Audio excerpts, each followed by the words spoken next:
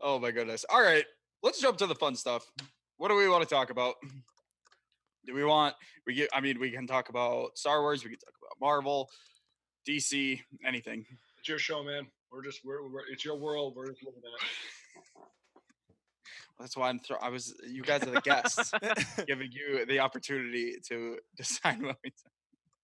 Well, there was news that just came out yesterday, which is super awesome. They said that The Mandalorian season 2 is on schedule and will release to Disney Plus on time in November.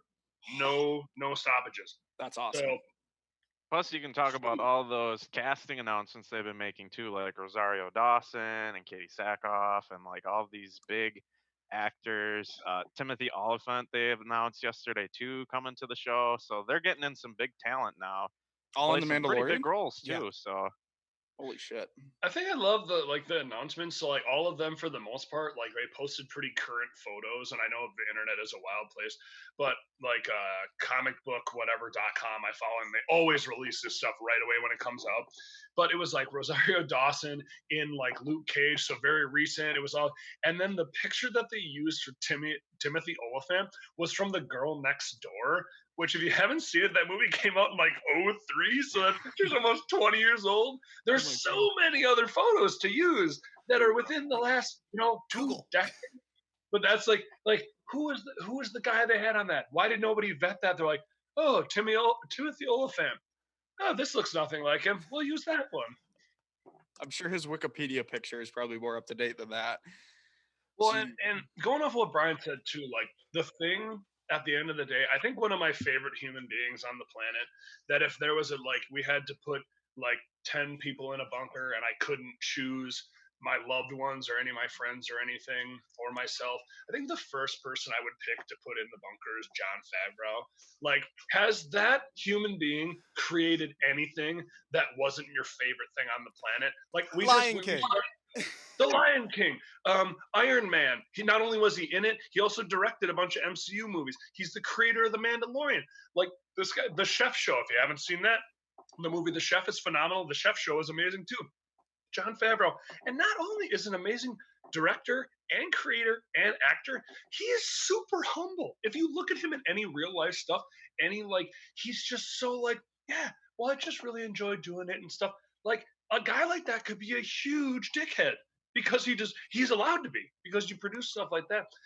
And it's like, wow, we weren't really huge on these last 3 Star Wars movies. Jon Favreau was like, all right, let me put the MCU on the side. I'm going to create something that they're going to love. Boom, Mandalorian, instant classic, instant hit. Everybody loved it. Like this, we need to make sure that he's okay. Can we have a camera in his house to make sure that the Rona isn't getting our Jon Favreau? You just want to watch Jon Favreau 24/7? Well, I would do it. There's one thing Jon Favreau made that I didn't like. Oh gosh, Jungle Book. I had some issues with Jungle Book.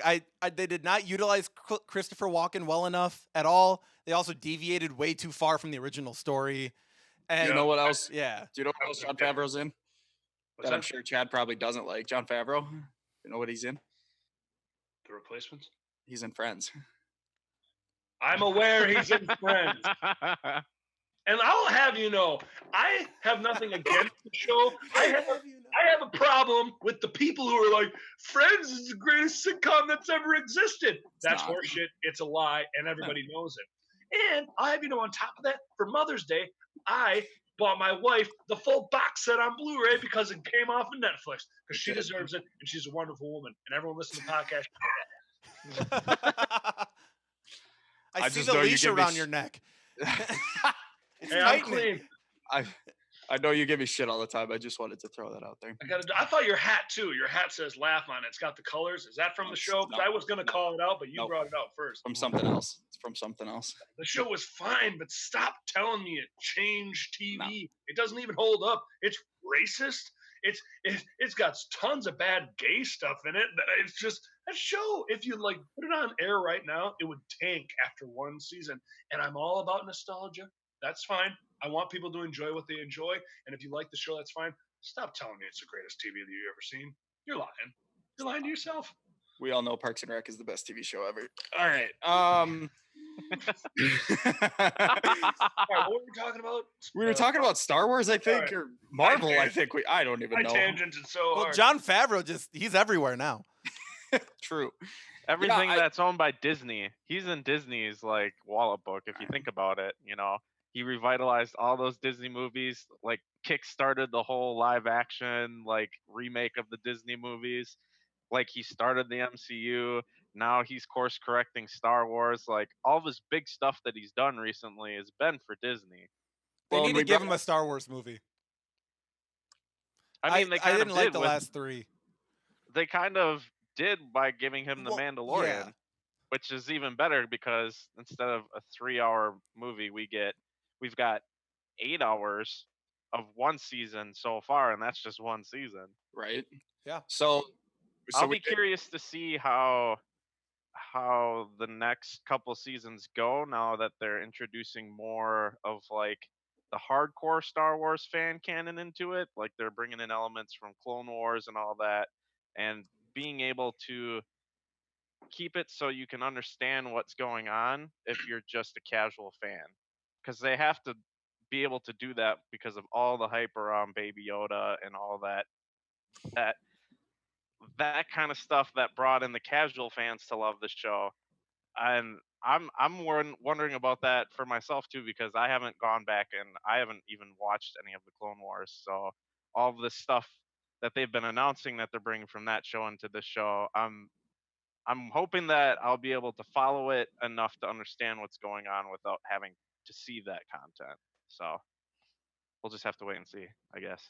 Chad's shaking his Should head. see that I know. content. I know he You wants should to for sure comment. see that content. Like you absolutely should sit down and see that content.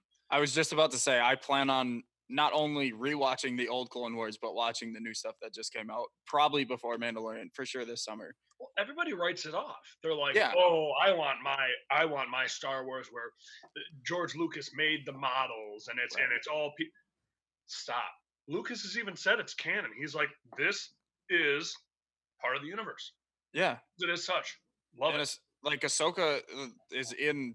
I mean, her voice at that Jedi part at the end of 9, isn't she? Yes. Mhm. she Yeah. is. So And I mean, that just proves it right there. And it is an extremely unpopular opinion, but I have seen all the movies more times over than I probably would, that people will admit.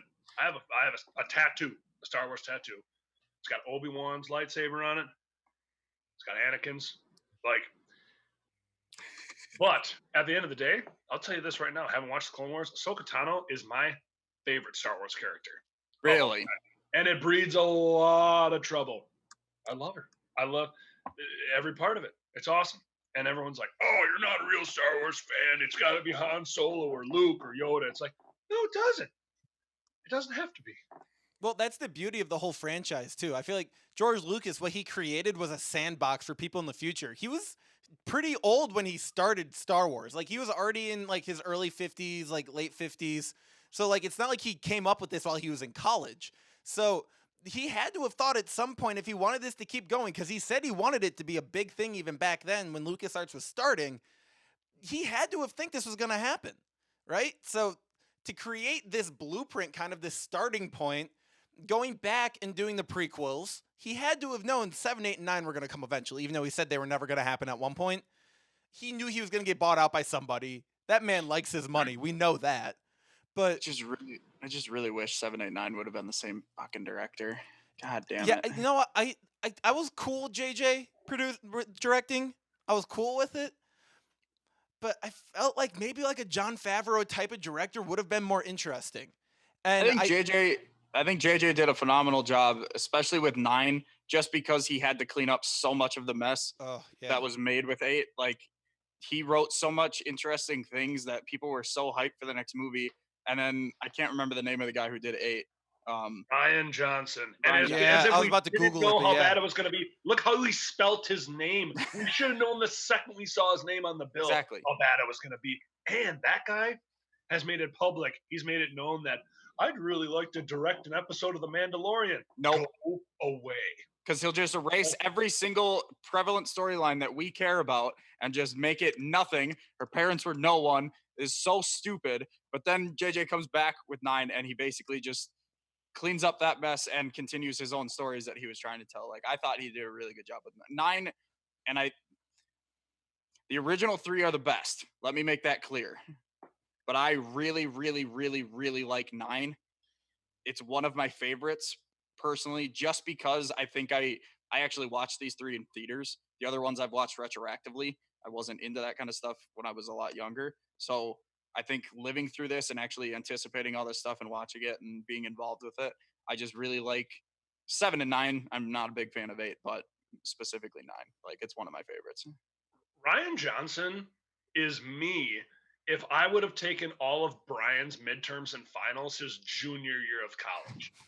He studied for 3 years. He took all the classes. He did really well. He did all the hard work. And then I come in, a butcher, and take literally a butcher and butcher all of his finals. And he's like, oh, we got to fix this. And then JJ's got to come back in. That is how I felt about the trilogy, like the sequels. Like, oh man, I hate Ryan Johnson so much.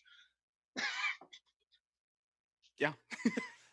Yeah, I just Googled how he spelled his name because I didn't realize it. Rian. It's like he doesn't know how to get spell it. the word rain. Your parents Like, are creative. We get it. They drink craft beer. And they put beard wax in their face and they wear serapas. But they don't celebrate Cinco de Mayo because it's cultural appropriation. yeah, no, I think the thing I liked so much about 7 was the fact that it triggered some nostalgia. Especially, I did see 3 in theaters. I was young. I was shocked that my dad let me go see that, but I was able to. But yeah, 8 really threw me off. That was like, I was expecting like an R.A. Dickey knuckleball, but I was getting a Aroldis Chapman fastball. Like, not what I thought was coming at all.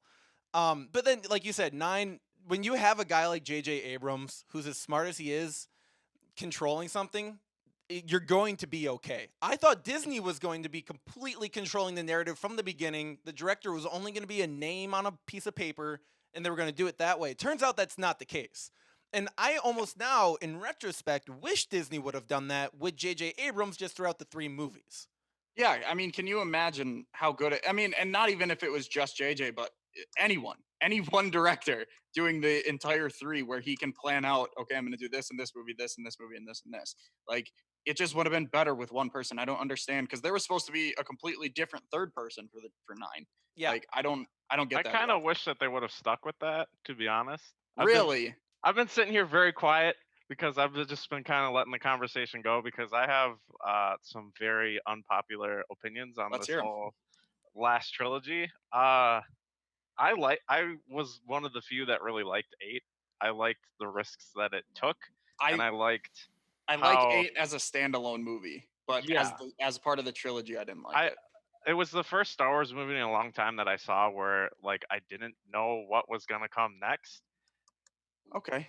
I mean, it was kind of a big fu to just kind of like take the stuff that the first one set up and was like, we're not gonna do that. We're gonna do our own thing. But I kind of like respect that at the same time because it was a different director coming in who wanted to do like his own thing. And just the stuff that they like released with the third guy, Colin Trevorrow, I think his name was, like just the concept art and like the ideas that he wanted to do for that third movie. I wish that that was the movie that we would have gotten instead of the one that we got. I really didn't like the last one that came out at all. I thought it was a very sloppy movie and I'm not like really aiming it at JJ Abrams because like he did kind of have to take like his ideas from 7, clean up what he didn't like about 8, and then kind of wrap it all up in a 2.5-hour movie at the end. And I don't know, I commend him for his effort, but I don't think it really pulled off. And I kind of wish that we would have gotten like a different guy in to just kind of like do his take on those first 2 to kind of wrap it up that way, you know. There's the kind of that prequels- morbid curiosity. If the Yeah. prequels would have been better, I think that we would be looking at these 3 movies a lot differently. Like, if Jar Jar Binks never existed and the second movie was a bit better, then I don't think that we would be complaining about 7, 8, and 9 right now. or I think we'd be complaining more. So I Could think be. we're 7, 8, and 9 are kind of somewhere in between because 3 really brings up the first episode 1 and 2. But I think because of the fact Jar Jar Binks happened and all that overuse of CGI in the first or in episodes 1, I got to be careful how I say that. In episodes 1 and 2, by episode 3 it got a lot better. I actually just recently watched all 3 of those movies. Um, it definitely seems like if it wasn't for those, we would have a much bigger issue than we have right now with these 3 newest movies. Minus the offshoots, the Han Solo and Rogue One stuff, because that's a totally different animal you could fight about. So I'll just. go Dad, ahead. I'll let you go. Go ahead, I'll buddy. let you go because I was gonna. So I'm kind of going off of what you had to say. So when it comes down to my picture quality is so awful compared to all your guys. It's actually not. It's not bad. Yeah, you're Okay. fine.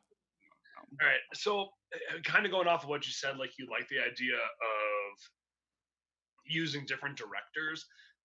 There's a lot of people out there, especially, again, reference back to the Lord and Savior John Favreau, but like Taika Waititi was just coming off of Thor 3, which while it wasn't my favorite movie, a lot of people liked it. He also did direct an episode of The Mandalorian and did well. There was a lot of other directors out there who could have helped this, but I think it was a business play where Disney's like, hey, they really liked 7. They did not like 8. Oh, let's just do another 7. We know this is the safe choice. We know this is a good business decision. While it may not get us the best Star Wars movie, I'm sorry, they don't really care about us that much. The directors and the creators, and that they care about us, all of us as fans. But at the end of the day, the reason they chose J.J. Abrams, I really think, was to right the ship and make sure that the box office didn't stink.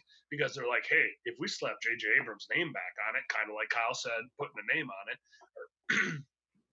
that people are going to flock back. They're like, oh, we love 7. We'll come back. We'll do it again. Right. So I think it was more of a business decision than anything, because they could have swung for the fences and picked a different director or picked a different team that could have done it, and we could have gotten a better final movie. But it was just Disney with the safe choice. Well, they had the Yeah. theme parks. They had to play it safe too with the theme parks opening. So I'm glad you brought that up. Yep. I'll go back. I'll wrap this all up, go full circle, and just say they did take the safe choice. But at the end of the day, it's the 9th movie. It's like the wrap up of the Skywalker saga. But now we got the Mandalorian. We got something that all Star Wars fans, like hardcore to common fans, that all can agree that this is a great thing. And now we can just, whether you liked the last trilogy or not, like it's done. And now we can just keep going with some newer, better stuff. And the direction that they're going with, like the Mandalorian, like the last wrap up of the last season of the Clone Wars that happened, like it's all been good, positive stuff from here. And I'm glad you wrapped it up like that, because I did kind of want to move into the Disney Plus shows in general, because like we said, we talked about the Mandalorian, and they're coming out with the 2nd season, which is going to be on time, which is great news. I cannot wait for that, because that was like the closest thing I've gotten to like weekly appointment TV in a long time. Like Mm-hmm. there hasn't been anything like that with Netflix. It kind of became a binge culture, and to kind of go back to that, just uploading weekly, where like I almost had it timed out to the minute where it was gonna be on Disney Plus, and I was watching it right away. So I am excited. I kind of want to focus it more to the Marvel stuff, and I guess I don't really. You guys might know more about how all of this may be affected because of things being pushed back. I don't know if they're going to, because they're pushing back movies. Are they also pushing back the shows? I think the shows are pushed back a little bit, but not by much. I think From What If is still on schedule. What If is still on schedule. I think Falcon and Winter Soldier was pretty much done. Same with they just had a little WandaVision. bit left. WandaVision, I've heard, was done filming, so that one should be out. And I actually got a list up here of like the new schedule of the Marvel movies now, I was the just gonna look that up. potential schedule, depending on how quickly everything goes back to normal and whatnot. And I don't know. I want to throw it to you guys. Uh, what you think about the MCU and all that now going forward from Endgame? Like, what are your thoughts on like some of like the movies that you've heard about? I'm Thoughts and opinions. I'm pretty excited. I'm not huge into comics. A lot of my knowledge comes from you and Chad about comics in general, and about kind of the storyline and my buddy Tom, like so that kind of stuff. But like I've watched every single Marvel movie at least twice, so like I'm very enthralled in that universe. So like now that that's wrapped up and we're kind of building into something new, I'm very excited about the characters because I do know a lot of the characters, just not necessarily what they do. But like I'm very excited to see who they pick and what they're going to do with these kind of movies. I'm very excited for the Doctor Strange movie that they're potentially making it that they are making into a like a horror movie. I'm super excited for that, and like yeah, I think I'm more just curious and excited, and I am kind of lowering my expectations too because obviously nothing's going to reach even probably the conclusion of whatever this next 10-year journey is going to be. It probably won't necessarily reach Endgame. It could, but but I'm just excited for what new things that they are going to do because they're bringing some people back, but obviously like Cap and Iron Man aren't going to be coming back as those two. So yeah, I'm just really excited to see, especially now that they have the X-Men type of thing and possibly Fantastic Four and all that kind of stuff. Um, I, I, I'm not going to say that we will never see Robert Downey Jr. in person again as Iron Man, especially with the Doctor Strange stuff coming up. With the whole idea of going to different multiverses, like through the multiverse into different universes, that's very possible that we could see that. Um, I'm really interested to see what they do with the Fox Marvel characters. They're Disney has made it known they want to make Deadpool movies. They want to make solid Deadpool movies led by Ryan Reynolds. They let Ryan But- Reynolds write the Deadpool movies. They're still going to be rated R. They're still going to be Okay, good. Deadpool. They're just going to As have long Disney's as they're name rated on R, it. they're fine. Yeah, and I'm really curious to see what they're going to do with Fantastic Four and X-Men. I think X-Men, the Michael B. Jordan X-Men was a very interesting attempt that obviously did not go well. We all know that. But going into the future to see X-Men, like the mutants teamed up with our the Marvel Cinematic Universe that has been starting to get built with Captain Marvel coming in and Ant-Man and Wasp and and these new characters that haven't necessarily been there from day one, and to kind of see where they take that from here and kind of combine all those universes like a big comic book stew of awesomeness. There's a lot of different directions they could go, and I'm almost thinking like they take their writing room ideas from the What If series, and then they kind of like, oh wait, no, that's too good. That's a movie. Like that's way too good. So I'm hoping that they kind of take that sort of approach into the future, because I think we're done with the phases, right? We had like phase 1, phase 2, phase 3. I think now with all the different Disney Plus shows, all the different movies, like I'm really excited for She-Hulk. I think that's going to be like one of the coolest things that we've seen, because Hulk unfortunately is one of those characters that we're not going to see a standalone Disney film for because of the IP rights to that. She-Hulk we can have. So I'm very excited to see what goes on with that. Hulk, I believe, is actually the last major character Disney doesn't have the full rights to, right? Spider-Man is still Well, owned by Spider-Man. Sony. Okay, so yeah, oh sorry, Spider, but they have an agreement though where a drunken Tom Holland calling two of the most powerful men in the corporate world crying is enough for that. So I'd like to see Hulk. I wish we would have had a standalone Mark Ruffalo Hulk movie going into the MCU. I know a lot of people weren't the biggest fan of him. I loved him. I thought he was awesome. I loved him. I just don't know if he would have worked as a full, like just to focus on him. Well, don't know I if was that would really fit. confused when they switched from Edward Norton to Mark Ruffalo. I think the closest thing we got and the closest thing we needed was Hulk in Ragnarok, in my opinion. yeah. And I loved Ragnarok. That's why I'm also really, really excited for God of Thunder, or Love and Thunder. There we go. I think I'm most excited for the third Guardians. Oh yeah, that's great. Big Guardians guy. You want to go first, Bri? Or do you want me? I see the wheels turning in your head that you want to say something. So I'll let you go I'm first. curious. So, like, we're like working tiers up to Brian's level. 'Cause, like, it's like I mean, Brian asked the question. of comics, and I am like like Brian is like he is. You discredit yourself, man. You got some knowledge. So the first thing I'll say about Hulk is that Edward Norton was the perfect embodiment of Bruce Banner, the lanky little guy. We're not sitting here saying, you know, that Mark Ruffalo's jacked and huge, but like you looked at him in that standalone Hulk movie in the beginning, he's real lanky, he's scrawny. And the thing is that movie exists in this universe because, of course, General Ross comes back, same guy.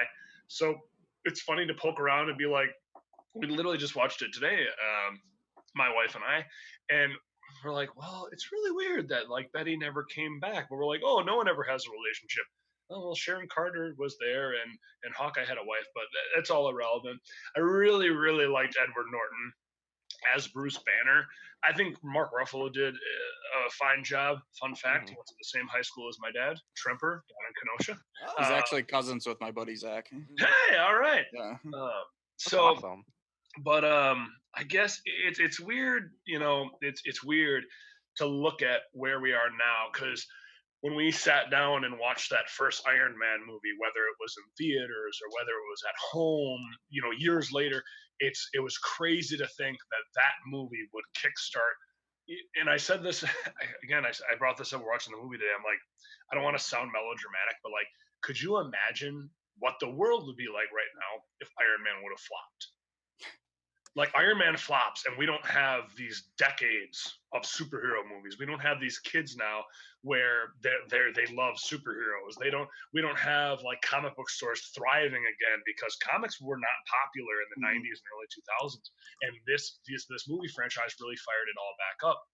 So again, like, a Hulk standalone film probably isn't going to happen just because of the weird tit for tat stuff. Like, what do you do? Bring Mark Ruffalo in, but bring Liv Tyler back? Like, it's a lot of mixed stuff. I agree with the fact that I think the phases might be over because they built this up an Endgame. I mean, Infinity War blew the load. Like, it was like, oh my God, here's Infinity War. And then it's like, hey, we're going to go round 2 with Endgame, because that was one of my struggles. And I told Brian, I was like, Infinity War was so good. It was so good. How can it possibly get better? And they did it. They made it that much better. So, you know, and it's great. And again, introducing new characters and phasing out some older characters. And we'll see, especially with, you know, Disney getting the rights back to certain characters. Brian knows I'm a huge Defenders fan because Iron Fist is my favorite comic book hero of all time. Oh, are they bringing him in? Oh, are they not? Oh, we need Matt Murdock to be the lawyer for Spider-Man. But wait a minute, if you pick the same guy to be Matt Murdock, you need Luke Cage to be, but they said they won't bring. It's messy, and that's the problem before, is I think even though a lot of it seemed to come, like, as we saw it, it's like, wow, I never thought they'd go that direction. I really thought the MCU was so thoroughly thought out. It wasn't like they're like 4 movies in, hey, Thanos will be our main villain. I think a lot of stuff went into even that first movie where they're like, we need to make sure that you can't poke holes in these stories because this is going to be what it's going to be. And now they have the ability to really restart. So you have your new, you know, heroes like, oh, is the Winter Soldier or is Falcon going to be Captain America? And as you guys may know, or if you don't know, they trade off that mantle a lot in the comics. They swap it back and forth where they've been and then they're not. And with Captain Marvel, are you bringing her in? You know, Brie Larson hasn't really been utilized as that leader yet, but who her character is in the comic books could absolutely be a leader of the Avengers. You have Falcon, and like you had brought up, Hanson, the madness of the multiverse or whatever it's going to be, they can do whatever they want. Like, they could be like, oh, whoops, they messed something up in this universe, and now everything changes here. And I think, you know, I don't know if they'll do it, but my theory always was that the snap was going to have some ripple effect, and that's how they were going to explain mutants. because it's going to be hard, because the fact that 21st Century Fox for years, for almost as long as the MCU has been operating, has been releasing movies and telling their own stories. And I don't think, even with Disney's, their level of whatever, I don't think you can just say, oh, this is the story now. Feel like part of you has to still use all of this stuff, because what do you do? Just refire everything? I mean, Fantastic Four has been rebooted twice now. Like, it's been done twice. We bring it in a third time with all new people. Again, I have some movies I loved, some movies I didn't, really enjoy, but I've never disliked a movie that the MCU has put out. So wherever they go with it, I think we're all going to love it. But it's crazy to think right now how they're going to do it, because like overnight they acquired hundreds of characters, like hundreds and thousands of storylines and lives and things like that we all want to see, that they could dive into. Like, even they pluck, even like 21st Century with Deadpool, they just like dropped characters in there like Colossus and stuff. They just drop little characters in, but we don't know them. We don't know them well enough, and the MCU will hopefully, and Disney will hopefully be able to do that. I mean, at the end of the day, as far as the entertainment world goes, Disney runs the world when it comes to entertainment. Like, Nope. if they're like, we want this person to do the show, they have the money and the power and the sway to get them to drop whatever project they're on to come and do it for them. It doesn't matter. It won't matter. Whatever legal team they need, whatever the police force they need, SWAT team to get that changed, they're gonna do it. So I think while we really enjoyed the last 10 years, the last whatever how long it's been, I think the next run here is gonna be, us old guys are really gonna be enjoying this stuff, and the kids in the theaters are gonna be like, "What are you doing here?" And we're gonna be drunk, because did you realize like a lot of movie theaters sell alcohol now, which I don't think is safe, especially when I'm at the Jungle Book and I'm like tanked. So And I think too, like my whole point with the Hulk was I just want continuity with the character. I wanted to see the same guy. I think that would make more sense in my head. But with the multiverse, you don't even have to do that. Like, you can change out your characters from here on out. As soon as they introduce Doctor Strange and the Stones, everything's on the table. You can do whatever the hell you want. So yeah, Brian, what do you have on this? Because obviously you're the one that knows the most about this. He also asked the question. Exactly. I know. Like, I want to know what you have to have the most crazy answer for this, please. I mean, I've been having a good time just listening to all three of you guys, just with your opinions and whatnot. I think Chad hit it on the head that it's a good starting over point. I mean, like, the first 10 years, the first 20, what was it, 22 movies, like, overall were very good movies. I mean, some not as good as others. There's opinions there, but I mean, it overall it was a solid hit. And now we have the same team going back to square one, basically, with not just the new characters, but some characters that we've already introduced. We can go on and do more storylines with them. We can reintroduce things. I mean, I think that's a big thing that what they're doing with the Disney Plus shows that they've announced. We get to see the continuation of Falcon and Winter Soldier and where they go from here. Who's going to carry the shield? Because, like Chad said, both of them have been Captain America in the books, and they've kind of teased with the little bit that they've said about that show that I don't think it's going to be one person holding that shield in that first season. I mean, when they went out at Comic Con out on stage, they both like traded off the shield as like a joke. But there's a reason why it's not called like Captain America and Bucky, or like Captain America and Winter Soldier, or Captain America and Falcon. Like, there's a reason that it's called Falcon and Winter Soldier, and I think that's going to be a big build-up point for that. We got WandaVision. I mean, I'm two so excited for characters, WandaVision. two Oh, yeah. characters that have been introduced in like the first 10 years. That we're going to dive in a little bit more, and there's a lot of possibilities that we can come in with this new slate of movies and shows. I mean, WandaVision could easily change and affect things that are going to go forward as far as like the mystical stuff. Wanda is a very powerful mutant in the comics.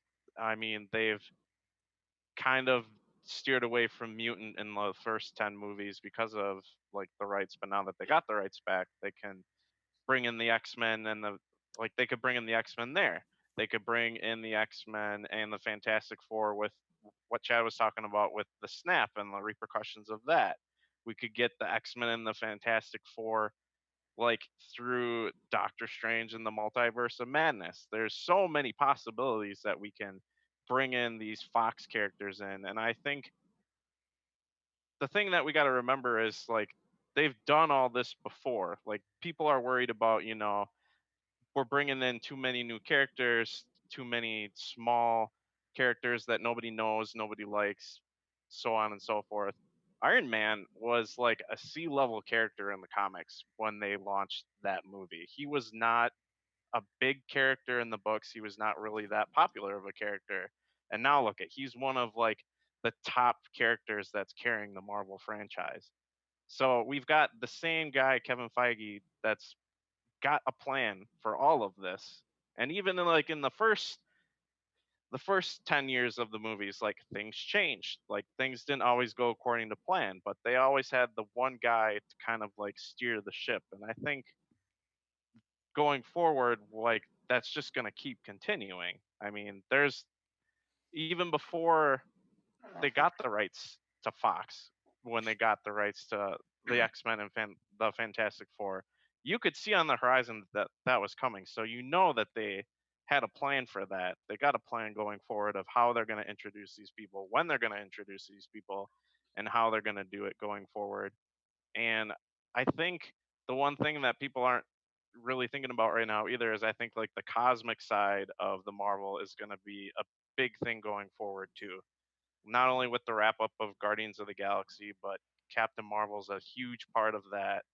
Uh, and that can also be like a way to introduce some of these other characters that aren't in the universe yet, but we know that are coming as well with that. So it's all it's all very exciting going forward with this, and I'm not so worried about it because it's the same group going about it the same way that they were before. It's just like we're starting over, but like this isn't new territory for us. We like don't worry, we got this covered. We're gonna bring it forward, and it's gonna be a good time. So I think Yeah, the only thing about the cosmic universe is that it might get a bit confusing for the casual fan.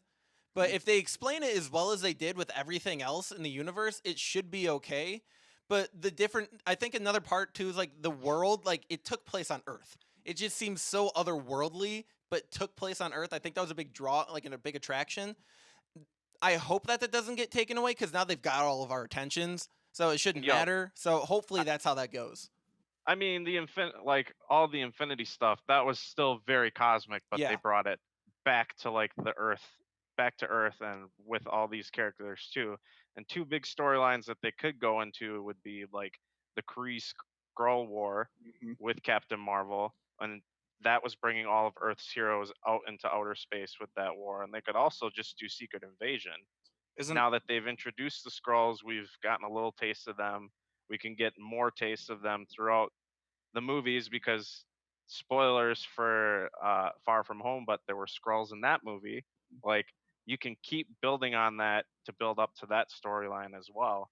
And in that story, they use that to kind of bring back old characters that hadn't been around for a long time back into the mix with the whole Skrull thing. So well? there's Plus, definitely possibilities with that. there's the Planet of the Eternals movie too.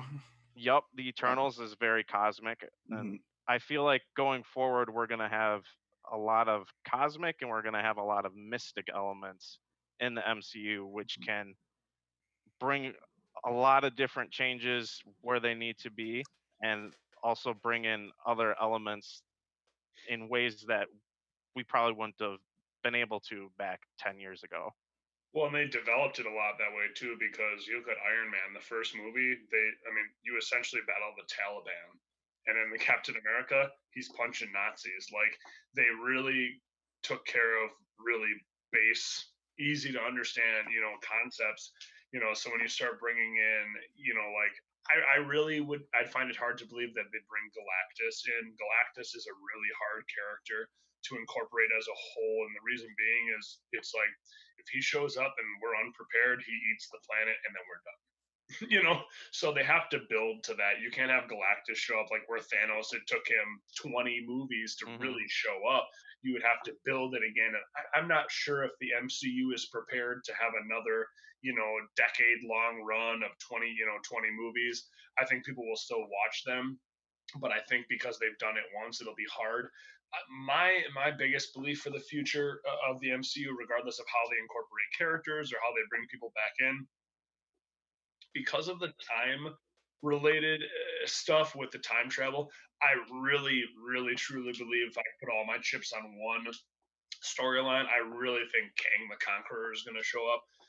For people who don't know him well or aren't aware of that, the villain, look him up, because with the way, and that was the first thing I thought of when they started talking about time control. Like, even when you saw it in like the trailers, I was like, Kang's going to show up. He doesn't like people messing with the timeline. That's his thing. Like, he's going to show up, and he's a really, really good character. Do I think he's a top tier like Thanos villain? No, but I think you can get a good arc out of him as well. He's definitely one of the biggest Avengers villains that we haven't seen yet. So, I agree. All the time travel stuff, he could definitely come in. And I think that'd be pretty easy to include too, because you already have Cap, who basically lived a new life with the time travel. So that'd be pretty easy to incorporate. Once he comes in, he can say he showed up because he was pissed, and now all of a sudden, you got Doctor Strange in the multiverse and all that stuff. He can be, I think there's a very easy way to kind of jump to that, and I'd be very excited because I don't know too much about that character, but I think that'd be a fun one to introduce. Do you imagine if that's how they kick off the next run of Marvel movies, is that Kang shows up and just offs Cap? Like, right? Old Cap. He's like, I'm here, you did this. It's like, it's not adjusting the storyline too much because he's out of it now. But you find out that over time, it's like, yeah, we have no idea. This entity shows up and he says he's a time traveler, blah, blah, blah. And Cap is dead now. And it's like, okay. And that's how we fire it off, with knowing the villain and less mystery, but kind of them chasing after that villain. Especially if he came in like after Doctor Strange in the Multiverse of Madness. Like, not only did you mess with time, but now you've messed with like reality too. Oh, sure. Well, then you don't run into the Star Wars issues where you have to make everything kosher, because you can just do whatever you want now. Yep. They really have a whole lot of freedom to do what they want, make the changes if they need to. I mean, even with the Multiverse of Madness movie, if it got bad enough to where like people just weren't clicking and they wanted to go with a safe route of, let's bring back the characters that like the fans love, even if we can't get the actors back. If we're messing with reality, we could pull Captain America and Iron Man from a different multiverse and they could be a completely different actor, but they could still be Tony Stark or Steve Rogers, and to kind of like do more stories with those characters. I will say, if you pull Steve Rogers in a different Captain America kind of thing, that's fine. But I really believe that if you try anything, and I mean, if you go Ironheart route, that's fine with Riri. But if you try to pull any Iron Man stuff now after Endgame, I feel like you really tarnish this whole run of movies. Like, if you're like, oh, just kidding, we had the multiverse and we brought back a different Tony Stark, people are going to be really upset. And not only the impact of Endgame, but I mean the whole kind of driving force behind Far From Home too. Like, that kind of kicked off the next step too, and that was all because of Tony. Yeah, I think like you said, the death has to mean something, and I mean, Cap would make sense, but you could also we've seen in the comics recently a female Thor like that. You can start to bring in a lot more stuff like that. She is going to be in there. Yeah. Jane Foster coming back to That's be right. the female Thor in Love and Thunder. Like, that's right. That's also going to be going on. Yeah. I think with the multiverse, if you explain the characters well enough, like they did in Spider Verse, I know that's a Sony thing. I know that's not Disney, but like those characters were different enough. They had their own personalities and quirks that if they did something, not necessarily as like as far as a pig, but like if they were different enough and like they like still have the star and the shield, right? But it could obviously be a different person with a different personality. I think that would be okay because we still know that in our universe, technically, like our universe, that's our original MCU. And I think from there, with the multiverse, they can take that and run with it. But we will always know in the back of our head, this is where we come from. Oh, absolutely, and that's the thing where I said, like, again, where Riri Williams is she picks up the Iron Man mantle because she's like a top tier intellect, like a top 5 intelligence level in the Marvel universe now, and she's a young black girl. And when this first came out, I'm like, I'm sorry, what? You take one of what is now the most beloved comic book characters ever that was portrayed so perfectly on screen with Robert Downey Jr. and you're like, hey, here's a teenage black girl. She's gonna put on the suit. It was like, this is not a thing. But they've done it really well, and Marvel continues to do that well. I mean, one of my favorite characters that exists in the comic book, like in the comics now, is Amadeus Cho. He's the new Hulk. He's not the Incredible Hulk. He's the amazing, I forget what they say, Hulk. But it's interesting how they continue to be like, hey, we're changing all this, and you think you're going to hate it, but you're going to love it. You know, and Marvel continues to do things like that time and time again. So I think with everything being said, are we going to be mad at the next 20 movies that come out? Oh, No. of course not. We're all going to go. Brian and I are going to buy our tickets ahead of time. We're going to be there opening night. We're going to buy our popcorn. We're going to sit there and watch our movies, and we're going to leave either happy or indifferent, but we're never going to be mad. Like, they continue to finally 10-year-old me can just be cool because he likes superheroes. Like, we can love this again. And that's, I think, what the MCU really did for everybody. Because how many times were you walking through the halls in high school and because some kid had a comic book, he was the loser? You couldn't talk about that stuff. You couldn't do that. And now it's been so cool and so popular. Like, my kid can now grow up in a world where you can like superheroes from 1 to 25 and no one will ever care. That's a great way to put it. I mean, high school me, like sitting by my locker at lunch reading comic books, never thought that like this would be the world that we're living in. It's pretty great. To kind of wrap up all of this, is there one movie, I guess, based around a certain comic book character that you guys would want to see maybe included in this in this next phase, we'll call it, in this next step? Is there someone that you want to see out there? I'll go first since I'm the least qualified to answer this question. I really want to see the X-Men. I want to see these Fox characters, specifically the X-Men. There's so many opportunities there. So I obviously I don't know if that's a Wolverine thing. I don't know where we pick up where we leave off. I really want to see the X-Men integrated with the MCU that we know and love currently. I will answer it 2 ways. The first way, in the characters that I love, I would love to see, like Hanson said, the X-Men included because I'm a huge Colossus fan. But I would love to see the Defenders get involved because, I mean, Luke Cage, Heroes for Hire's Iron Fist. I got the tat on. Like, I inked my skin for that man, that Iron Fist. Like, I would love to see them involved. But as far as for quality of content and what I think would really help the MCU succeed is I want to see the Fantastic Four integrated properly because Reed Richards and the Fantastic Four are such important characters in that universe. We have to have them and we have to have them right. So even if it takes a little bit of time where maybe they drop in a couple X-Men movies here and they're integrating characters, I really want them to learn from the past of 21st Century Fox and kind of blowing the Fantastic Four and really knock it out of the park because those characters are so important for the MCU. I've been very lucky with what's come out already. A lot of my favorite characters have already been in there and have already had some very good interpretations and have been treated well.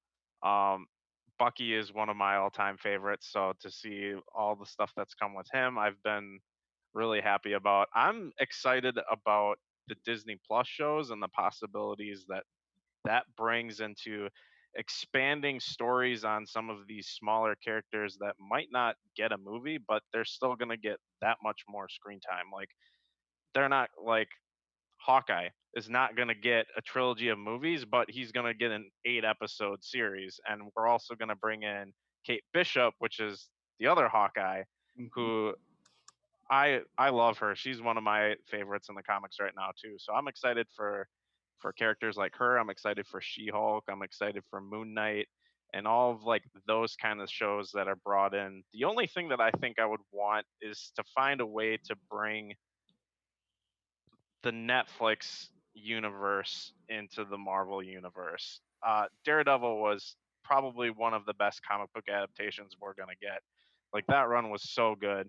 Punisher, Luke Cage, Iron Fist, Jessica Jones, all of those shows were so well handled over there, and it's such a shame that we can't do anything with them at this time because of the deal with Netflix. And there's a lot of people, Chad, myself included, that want these characters back in the universe to be able to play around. And I think with the possibility of Disney Plus and the shows, like, there's ways to bring those characters back and to bring in more of those smaller, like, B, C level characters, even in the comics, and just give them the love and attention that they deserve as well.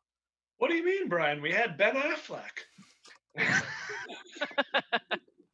Because he has a really good reputation in these superhero movies.